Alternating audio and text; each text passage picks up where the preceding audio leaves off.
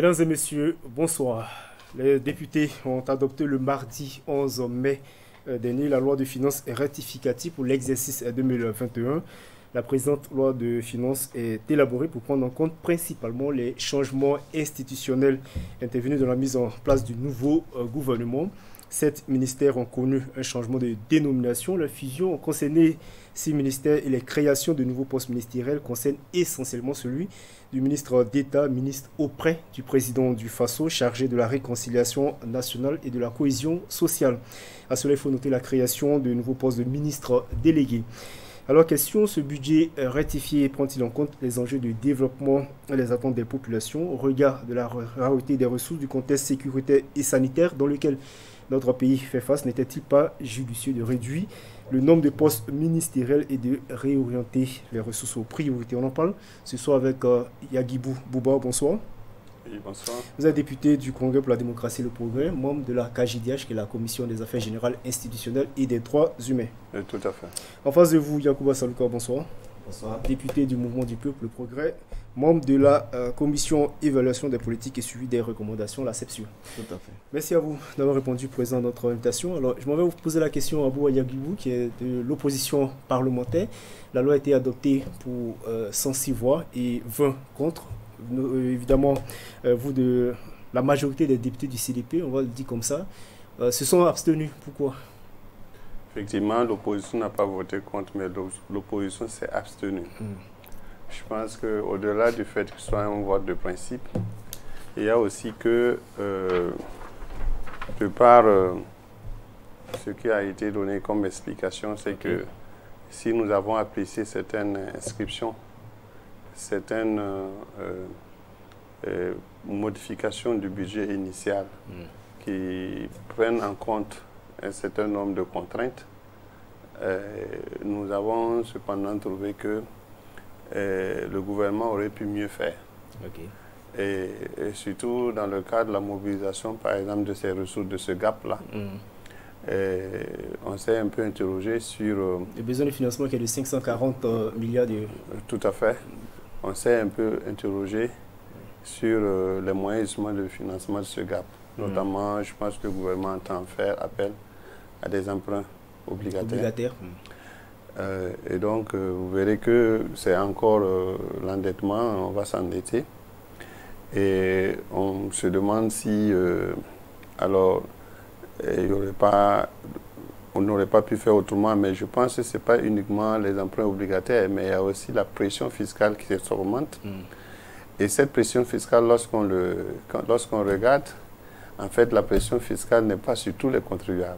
Vous verrez qu'en réalité, souvent, pour près de 80% du budget, c'est souvent, je pense, la direction des grandes entreprises. Ce sont les grandes entreprises qui contribuent.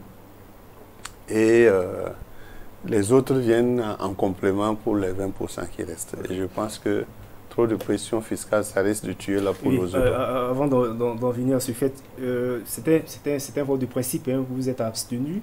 Après, on se demande, puisqu'il y a 25... Ce n'est pas qu'un vote de principe. Oui, il y a 25 députés de l'opposition, il n'y a que 20 qui se sont abstenus.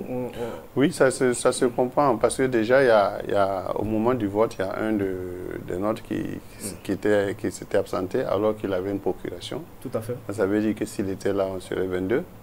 Et les 3 autres, ils sont en mission, mais ils n'ont pas... ils étaient absents simplement, sans que les groupes aient su et qu'ils aient pris des dispositions pour remettre pour laisser des procurations. Sinon, si tous les 25 étaient en salle, on aurait tous voté. Vous serez abstenu. Yacouba Salouka, vous comprenez la position de l'opposition parlementaire qui s'est abstenue. Au lieu de voter contre, vous ne pas donner un blanc-seing à la mise en œuvre du programme politique du président du FASO. Merci beaucoup. Je suis parfaitement d'accord avec vous. C'est un vote de principe. Sinon, techniquement, quand vous regardez la loi de finances rectificative, elle a été très bien élaborée. Je ne comprends pas pourquoi l'opposition s'abstient. Mais c'est vraiment un vote de principe. Et quand vous regardez cette loi de finances rectificative, c'est une loi qui a été faite vraiment à minima pour prendre en compte les changements institutionnels qui ont intervenu lors de la mise en place du gouvernement de janvier 2021. Voilà, vous avez si bien annoncé, il y a eu des fusions, il y a eu la création des dénominations qui ont changé. Voilà, il faut le noter. Parce que lorsque vous regardez dans certains ministères, il y a des questions importantes qui doivent être aujourd'hui prises en charge par ces ministères-là. Vous regardez par exemple le ministère de l'Habitat qui doit prendre en charge maintenant la question de la ville.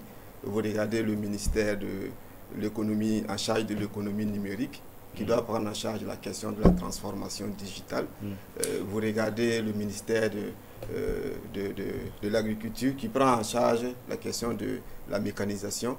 Donc, ce sont juste des petits réaménagements pour permettre aux ordonnateurs de ces ministères-là, les ordonnateurs du budget, disons, de ces ministères-là, de pouvoir dérouler leur activité.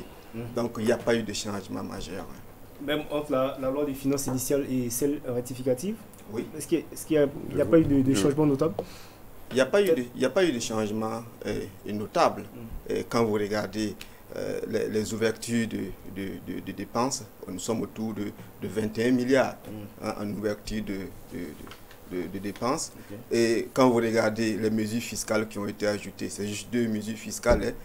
La première, c'est quoi? C'est pour permettre la certification électronique des factures certifiées. Et la deuxième, c'est pour pouvoir localiser les entreprises en fonction de leur lieu d'activité. Voilà. Maintenant, les entreprises doivent déclarer leur localisation lorsqu'ils vont déclarer leur existence. Voilà. Ce sont juste ces 2 mesures fiscales qui ont été ajoutées et des petits réaménagements pour permettre vraiment au gouvernement de bien démarrer cette activité. Vous voulez réagir à ce qu'il a dit? Oui, je voudrais surtout qu'on retienne que l'abstention de vote, l'abstention de l'opposition, c'est une invite à l'endroit du gouvernement à mieux faire. Ok. Et d'abord, si on vient à parler de loi rectificative, nous pouvons comprendre, parce que c'était le même gouvernement qui était en selle. Tout à fait. Le budget initial, c'est lui qui l'a élaboré, qui l'a fait, il a été adopté. Alors, le président Roch-Marc Christian Kaboré était candidat à sa propre succession. Et c'est lui qui, à la fin d'un programme quinquennal, et il était à la fin, il avait déjà élaboré un programme. Et comme déjà, il pouvait déjà anticiper, parce que gouverner, c'est prévoir. Faire de sorte que quand je vais arriver, voici mes priorités, voici ce sur quoi j'ai fait campagne, voici si je suis élu, voici ce que je veux faire. Donc on fait de sorte que même si on va venir à prendre en revenir pour une rectification pour un certain nombre d'imprévus, parce qu'on peut toujours prévoir malgré tout, alors qu'on n'ait véritablement pas à le faire. Sinon, quand on parle du gouvernement, les fusions de ministères, mais 2 ministères, ça veut dire que chacun avait une mission, chaque département avait une mission. Quand on fusionne, c'est les missions des 2. Ce qui avait été prévu pour chaque département pour exécuter ces missions, c'est ça qu'on fusionne. Donc, je peux comprendre qu'on relise la loi de finances pour un réaménagement technique, mais qu'on vienne à inscrire de nouvelles dépenses avec en augmentant le gap. Je pense que là, il y a quand même lieu. Le gap n'est-il pas resté le même? Je ne pense pas. Il y a eu 400 milliards, on a 540 milliards. Voilà, donc quand même. Le besoin de financement, oui, mais le gap a augmenté. Je pense qu'il y a eu de nouvelles inscriptions de dépenses. Ceci étant, et nous comprenons que, par exemple, pour la question de la réconciliation, on a estimé qu'il y a beaucoup de fonds alloués pour, au niveau de ces départements qui est un département ex-nihilo qui a été créé, le ministère d'État. Et donc, pour pouvoir rendre ça opérationnel, effectivement, il y a un certain nombre de dépenses dont alors que on a même vous apprécié. demandiez pourquoi il n'est pas logé dans le budget de la présidence du FASO au niveau du tout cela ministère possible. de la création. Tout cela était possible. voilà, je fais campagne sur la réconciliation. Je sais que ça va demander des fonds parce qu'il y a des réparations à faire, ainsi de suite, ainsi de suite. Mais j'anticipe, il y avait le HCO, ainsi de suite. Donc, même si on n'a pas fait ces inscriptions, nous, on n'a pas de problème. Mais j'explique que tout simplement, l'abstention, c'est une invite au gouvernement à mieux faire parce qu'en tant qu'opposition, voilà, en tant qu'opposition, nous ne pouvons pas applaudir, dire que non, c'est... Mais nous avons fait des critiques, nous sommes une opposition constructive, nous avons fait des critiques constructives, nous avons indiqué en quoi on a justifié. On n'est pas rentré simplement pour dire, bon, tant que c'est... Ce serait étonné si l'opposition votait pour la loi des finances. Ça dépend, parce que si prennent en compte, si au niveau des commissions et même en plénière, ils prennent en compte ce que nous faisons comme apport, il n'y a pas de raison que nous ne votons pas pour. Alors, mais vous remarquerez que ce n'est pas le cas. La rectification budgétaire revêt des enjeux politiques majeurs, ça c'est certain. Il prend en compte les changements institutionnels, je l'ai dit en début d'émission. On se rend compte que le gouvernement d'Abiré II compte 34 ministères, en fait 33 plus le ministère chargé de la cohésion sociale et la réconciliation nationale. Salouka Bourema, est-ce qu'il n'aurait été... Salouka Yacouba, désolé. Est-ce qu'il n'aurait pas été plus judicieux de contracter certaines dépenses budgétaires moins prioritaires? Oui, c'est vrai que le gouvernement d'Abiré compte 34 ministères. Mais il faut reconnaître que dans ce gouvernement, il y a eu un effort de réduction des départements ministériels. Quand vous regardez les fusions qui ont été opérées, vous allez voir un ministère clé comme le ministère des Mines et des Carrières qui a été fusionné au ministère de l'Énergie. Vous allez voir un ministère comme le ministère des Droits humains et qui a été fusionné au ministère de la Justice. Vous allez voir aussi, il y a d'autres fusions qui ont été opérées. Et il y a aussi un réaménagement pour amener certains dossiers. Sauf qu'il y a eu des ministères délégués qui ont été créés, notamment quand on prend le ministère de la Mine. Est-ce que cela n'engendre pas d'autres dépenses? Non, ça n'engendre pas d'autres dépenses. Vous savez, lorsqu'il y a ce genre de réaménagement, les crédits budgétaires qui étaient alloués à ces ministères-là sont tout simplement transférés dans leur ministère où ils seront logés dorénavant. Donc, il n'y a vraiment pas de changement, il n'y a vraiment pas d'augmentation des dépenses. Mais permettez-moi de revenir un peu sur un aspect que l'honorable Yagibou a évoqué. Lequel? Vous savez, l'élaboration du budget répond à un principe qui est très clair. Vous savez, c'est un processus qui est long et itératif et qui commence très souvent en année N-1 au premier trimestre. Donc, lorsqu'on fait les prévisions au premier trimestre de l'année, on ne peut pas, en 2020, on ne savait pas qu'on allait avoir un ministère chargé de la réconciliation. En 2020, on ne pouvait pas dire qu'il faut réaménager le budget 2021. Ça a été quand même l'un des points forts de campagne du président. Je suis d'accord avec vous, mais l'élaboration du budget répond à des principes qui sont très clairs. On fait des prévisions avec ce qu'on a.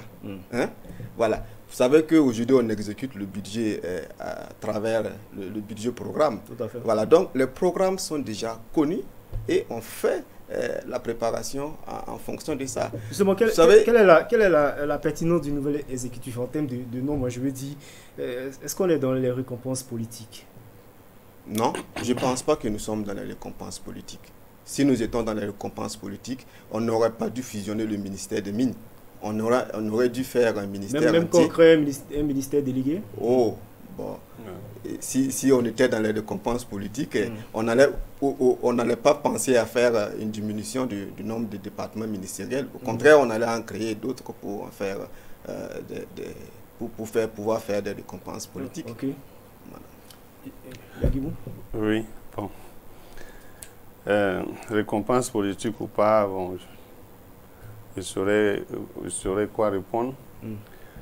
Mais toujours est-il qu'on peut noter malheureusement une certaine instabilité des institutions gouvernementales. Parce que d'un gouvernement à l'autre, vous verrez même que un même président dans le mandat de 5 ans. Et son premier gouvernement et le second gouvernement, on verra la création de nouveaux ministères, la suppression de certains ministères, la fusion d'autres ministères. Et en même temps, on s'interroge avec l'option d'un budget. Maintenant, depuis, on est au budget programme. Je pense que ça doit rendre même un peu plus compliqué les choses à ce niveau. Et le souhait est que de parvenir à terme, quand même, à une certaine configuration gouvernementale, et pour que l'effort soit fait pour rester dans ça. Et même s'il y a certaines activités majeures qu'on veut mener avec des résultats, on peut bien trouver d'autres formules dans le cadre d'un seul département. Et on peut sentir ça avec la formation de ce gouvernement, comme si on veut revenir un peu, on veut être un peu sérieux, hein, pour vraiment avoir des grands ministères, quitte à ce qu'on délègue, ou bien qu'on ait certaines directions centrales qui s'occupent de missions spécifiques. Mais je pense que si on fournit l'effort, on verrait même que certains départements ministériels n'ont pas vraiment de raison d'être, parce que leurs missions sont transversales. Leurs missions sont transversales. Et faites allusion à quel département? Je ne voudrais pas pour le moment développer à ce niveau, mais mon point de vue personnel est que si des efforts sont fournis, il y a un certain nombre de départements qu'on verra qu'il est possible, dans une certaine mesure, de s'en passer. Et pour autant qu'on peut s'en passer et que les missions qu'ils exécutent là, leur activité soit toujours menée. Parce que quand on recule un peu dans le temps, dans l'histoire, on verra que ce qu'ils font, c'était fait, alors que ces ministères n'existaient pas en tant que tels. Alors avant de donner la parole à Yacouba Salouka, je vais vous inviter, vous, les téléspectateurs, à suivre l'analyse de Herman Douanio. Il est le secrétaire exécutif du CIRAFPF, qui est le Centre d'études et de formation en recherche en finances appliquées. Voilà, suivons. M'a guidé cette ratification budgétaire, c'est la mise en place du nouveau gouvernement. Et nous nous sommes dit qu'avec le contexte sécuritaire que le pays connaît et le contexte de crise sanitaire aussi, il aurait mieux valu donc réduire le nombre de ministères, de départements ministériels.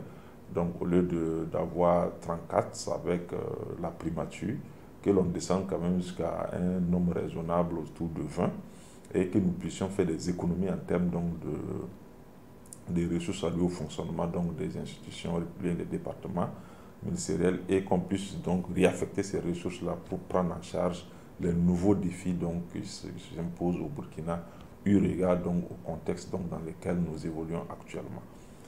Aussi, nous nous sommes dit que dans l'investissement, le déficit budgétaire qui s'est creusé depuis donc, la loi de finances de l'année passée, donc de 2020, qui était autour de 400 et quelques milliards.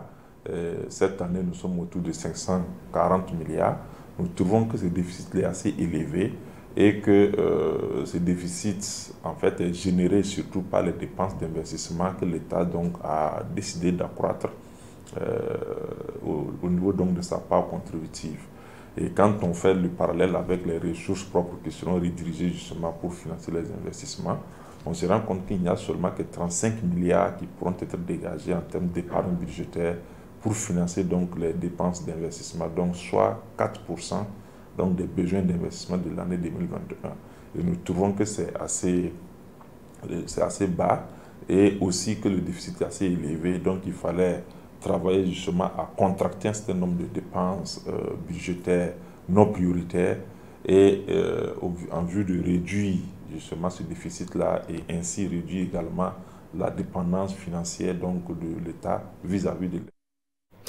Voilà, on vient d'écouter Herman Douanio, qui est le secrétaire exécutif du Centre d'études et de recherche appliquées en finances publiques. Yacouba Salouka, vous voulez réagir? Il dit par exemple qu'il fallait peut-être réduire les départements à 20 pour justement renvoyer ces ressources vers d'autres priorités. Tout à fait. Et il dit qu'il faut réduire le nombre de départements pour également réduire le train de vie de l'État. Bon, je suis d'accord avec lui, mais il faut relativiser. Vous savez, la réduction du train de vie de l'État ne passe pas par forcément la réduction du nombre de ministères. On peut avoir 10 ministères qui sont plus dépensés que 30 ministères. Ah bon? Oui, bien sûr. Mais ce qu'il faut faire pour réduire le train de vie de l'État, c'est de rationaliser les dépenses de fonctionnement au niveau de l'État. Vous vous souviendrez que le Premier ministre a pris une note pour demander au ministère et institutions, par exemple, de supprimer les formations à l'extérieur, de réduire la délocalisation des ateliers, également de rationaliser l'utilisation du carburant, de voir le fonctionnement de l'eau et de l'électricité. Voilà des éléments qu'il faut accentuer pour pouvoir réduire le train de vie de l'État. Donc nous encourageons l'exécutif dans ce sens. Et il y a encore d'autres éléments qu'il faut voir. Parce qu'au niveau de l'État, quand vous regardez les dépenses de fonctionnement, effectivement, vous allez voir que souvent l'administration achète des choses qu'elle ne consomme pas ou qu'elle n'a pas besoin. Donc il faut faire le travail à ce niveau-là pour pouvoir assainir les dépenses de fonctionnement de l'État. C'est en ce sens qu'on réduit le train de vie de l'État et non pas à travers la réduction de...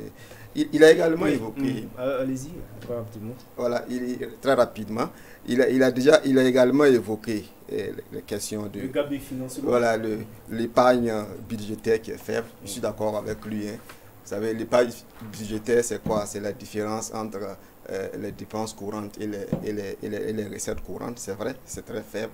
Il a également évoqué le cas du déficit budgétaire qui est creusé. Là aussi, je suis d'accord avec lui que le déficit est creusé. Mais un déficit, ce n'est pas aussi mauvais. Ce que les gens oublient souvent, quand on voit le déficit, les gens paniquent. Un déficit, ce n'est pas mauvais. Mais un déficit budgétaire, ici, lorsque l'Assemblée nationale autorise ce déficit budgétaire, c'est une opportunité pour pouvoir chercher des ressources additionnelles, pour pouvoir financer les projets structurants. Vous savez que tout on lance des emprunts obligataires. Oui. On n'est pas dans un endettement... Non, relativisons. Vous savez le contexte dans lequel nous sommes aujourd'hui, avec la crise liée au Covid. Et notre taux de croissance est descendu à combien? 2,5. Ça fait longtemps qu'on n'a pas vu ça. C'est passé de 1 à 2 points. En 2020, le taux de croissance était à 2,5. Pendant qu'on avait des prévisions de 5,7, comme ça. Donc, vous voyez que l'activité économique a besoin d'être relancée. Et si on n'a pas ce gap, si on n'a pas ce déficit-là, si on ne part pas chercher des ressources additionnelles pour pouvoir relancer l'activité économique, vous allez voir qu'on va encore décélérer, on va encore réduire notre taux de croissance, va encore chuter. On va permettre à Bouba Yagibou de réagir. Oui, merci. Moi, je partage en partie son analyse. Surtout lorsqu'il dit qu'il faut contracter des dépenses non prioritaires, quand on regarde. Parce que quand maintenant ramener le nombre de départements de 35 à 20, bon, peut-être même on peut descendre à 15, mais c'est selon. C'est selon et je pense que, et comme il est dit, il dit peut-être 10 ministères peuvent dépenser. Ça, c'est ce qu'il pense. Mais je pense que si les gens viennent à penser que si on réduit le nombre de ministères, on va économiser, c'est parce qu'on est au Burkina, on vit ensemble. Comme on dit, c'est un pays de savane. Bizarrement, quand on est ministre, on devient riche comme Crésus. Vous voyez?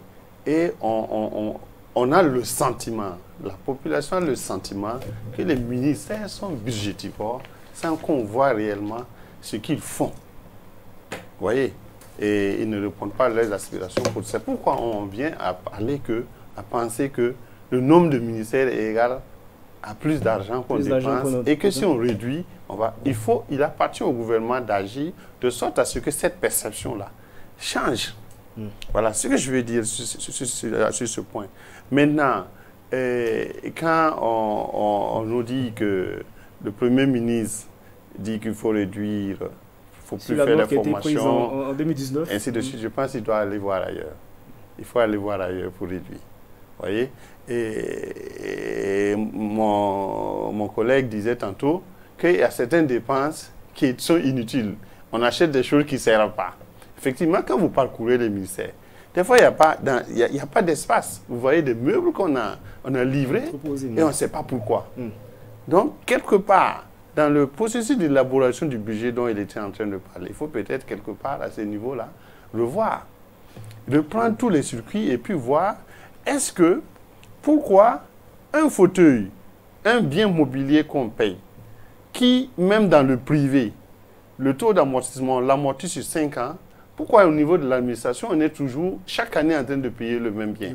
Voyez? Donc, je pense que si tout ce travail est fait, si l'élaboration du budget est faite de façon plus rigoureuse, je pense qu'au niveau des dépenses, il y aura moins de gabegie et on pourra réaliser des économies tout en atteignant les objectifs assignés au niveau des différents ministères. Alors, j'aimerais, malheureusement, on est pris par le temps, mais j'aimerais très rapidement qu'on revienne sur le déficit budgétaire qui s'élève à 540 milliards de francs CFA sera financé par les emprunts obligataires. Mais justement, par rapport à ça, je voulais dire un mot. Ouais, je pense que si on remarque, par exemple, nous avons voté plusieurs lois de ratification de prêts. La plupart des prêts que le gouvernement a signés, qui sont venus, on a voté les lois de ratification, ou bien la majorité a voté les lois de ratification. Mais vous verrez que c'était auprès de la BOAD. Taux d'intérêt 6,5%. Ce que vous et moi, on peut obtenir aujourd'hui auprès des banques. Et quand l'État vient à contracter des prêts à ces taux-là, on se demande si vraiment, c'est des conditions très onéreuses. C'est des conditions très onéreuses. C'est pourquoi on se dit que peut-être il faut trouver d'autres voies et moyens pour financer ce déficit. Le recours aux emprunts est plus onéreux. Voilà, plus onéreux. Et tant qu'il est mieux, tant qu'on le peut, d'éviter le déficit. De réduire le déficit, même si on peut penser que c'est une opportunité pour pouvoir booster l'économie. Yacouba, en 30 secondes, réaction. Non, sur les emprunts obligataires. Ben, vous voyez aujourd'hui, de plus en plus, les ressources concessionnelles se font très rares. Voilà. On n'arrive plus à avoir des ressources concessionnelles. Donc aujourd'hui, nos États sont obligés de se rabattre sur le marché financier national ou régional. Mais là-bas, on ne peut pas avoir des taux concessionnels de 1%, de 2%. Donc on est obligé de voir avec les banques au niveau sous-régional où les taux sont effectivement un peu élevés. Mais je rejoins ce qu'il a dit. C'est l'occasion pour nos gouvernements de trouver des mécanismes endogènes pour pouvoir financer notre économie. Des niches existent, il faut les explorer. Parce que l'argent va devenir de plus en plus cher sur le marché financier. Donc, trouvons des ressources à l'interne pour pouvoir le financer. Et je pense que notre gouvernement également est dans ce sens. Merci, voilà, de trouver des... Yacouba Salouka. Merci également à Abou Ayaboubou. Malheureusement, nous sommes au thème de cette émission. Je rappelle que vous êtes le membre de la Commission des Affaires Générales Institutionnelles des Droits Humains, KJDH, et député du CDP, le Congrès pour la démocratie et le progrès. En face de vous, Yacouba Salouka, qui est député du MPP, le Mouvement du Peuple le Progrès, et membre de la CEPSU, qui est la Commission évaluation des politiques et suivi des recommandations. Merci à vous d'être passé sur ce plateau. Merci également à vous, chers téléspectateurs. C'est la fin de cette émission. Merci de l'avoir suivi.